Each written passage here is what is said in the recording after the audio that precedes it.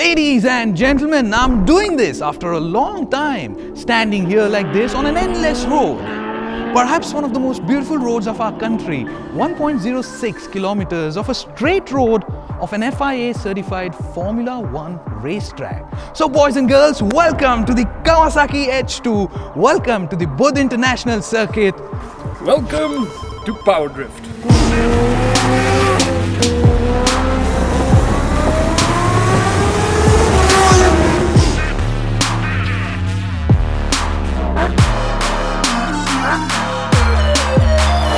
Now that we are here, there is no stalling this situation. For that Renegade hydrogen molecule there can sustain life, but if done wrong can even destroy. Which is why we have him riding one here. So, in that short session, I have to tell you that this bike has done things to my mind which have never happened in the past before, and my mind can't quite make up what happened actually. So, if I have to make sense of what happened, I'm going to take a break and... Well, let's then just understand a bit more about this experiment. The fact that Kawasaki H2 is an experiment is evident when you look at how it got made. You see, Kawasaki already was making lightning fast motorcycles like the ZX-10RR or the humongous ZX-14R. But to make this Frankenstein monster, they had to do more. They had to contact their heavy industry, aviation, shipping and turbine to come together to make a wicked motorcycle.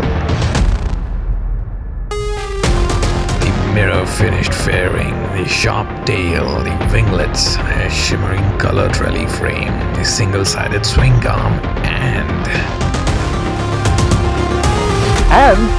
a supercharger. That chirping you heard earlier, that was that aero-grade impeller spinning away. It's been milled from a 5-axis machine, the only one that could make it out of a single piece of metal. And when it's going full speed, it's going at about 399 meters per second. We've done the math. That basically means it's going faster than the speed of sound. Supersonic.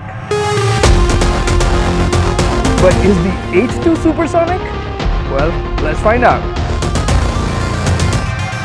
In terms of horsepower, compared to the ZX-10R, this with ram air makes 210 PS, which is the same. In terms of torque, it is more than the 10R, but less than the 14R, which is a lot less expensive. And when it comes to the curb weight, yeah, it's lighter than the 14R, but it's heavier than the 10R. Basically, this is a monster that can't be judged merely on its spec sheet. For it to blow you away, you have to get on and ride.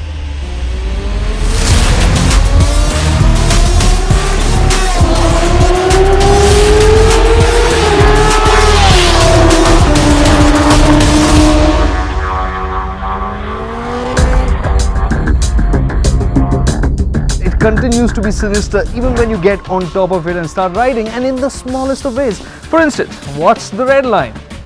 It doesn't tell you. It's only when the needle sweeps up does it light up the numbers to show you where you are. And then there's the boost display. So as boost, it doesn't show you how many levels until you hit a level. So you think you've gone to the 3rd level of boost and that must be maxed out. But then you whack the throttle open and keep it open. That's the only way to find out. You take the fastest leader class motorcycles out there, they give you somewhat of a breather before they get to the crescendo at higher RPMs. With the H2, you're left breathless right from the word go. I'm not talking 0 to 100 acceleration and horsepower race. This is about torque. And you put this in 3rd gear or 4th gear and just roll on the gas, this will outrun the fastest superbikes out there. Leader class motorcycles won't stand a chance. Because right from as low as 3000 RPM, the pull is just relentless and unwavering. Imagine trying to surf a tsunami. That's what it really feels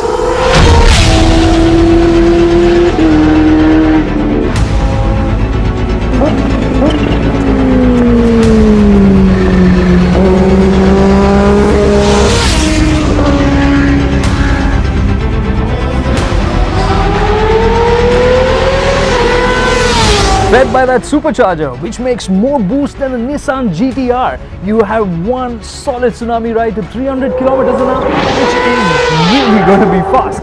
But you could remove that electronically limited top speed, and then 350 kilometers an hour doesn't look all that far. The brakes are phenomenal. The biggest compliment I can pay them is that they're probably the only thing that can put a leash on this beast. Aside from that, there's bite, feel and progression to keep the rider feeling confident as well. You have 9 levels of traction control, you have engine brake control, you have wheelie control, you have launch control, the works. The H2 is not an easy bike to turn in. The front end feels quite heavy, so you really need to muscle it into a corner. And what if you want to take on a pillion? Well, forget about the pillion. The H2 has a payload of 110 kilos only.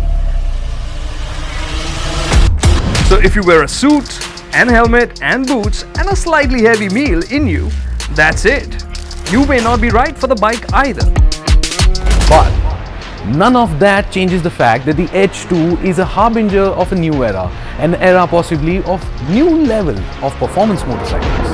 And yeah, people struggle to categorize the H2, but understand this happened in the past. With the Blackbird, with the Busa, with the 14R, they were a new breed of motorcycles that wanted speed, and the H2 is doing exactly that, but in its own way. Instead of a horsepower war, it's leading a torque war.